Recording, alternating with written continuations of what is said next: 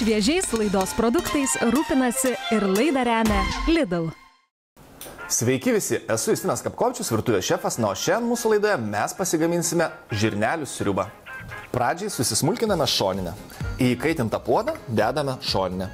Susismulkiname svogūną, svogūną apsikepame kartu su šoninė. Viską paskrūdiname dar kelias minutės.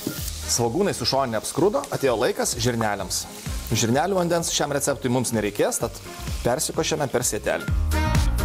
Į puodą pilame sultinį, paverdame mūsų sriubą 10 minučių. Kol sriuba verda, pasigaminame pabarstuką, susipjaustome šoninę, į įkaitintą keptuvę pilame šiek tiek aliejaus, kol šoninė skrunda, susismulkinam duoną. Šiam receptui aš naudoju brioche duonelę, be kurios aš negaliu gyventi. Duonelė keliauja į keptuvę.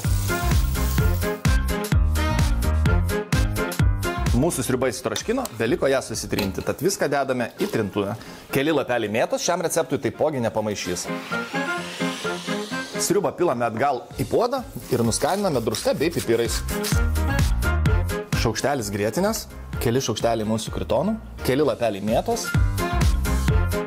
Kas belieka, tai paragauti mūsų nuostabią sriubą. Šiandien tiek, o su manim pasimatysite šviežios idėjos su Lidl per TV3. Šviežiais laidos produktais rūpinasi ir laidą remia Lidl.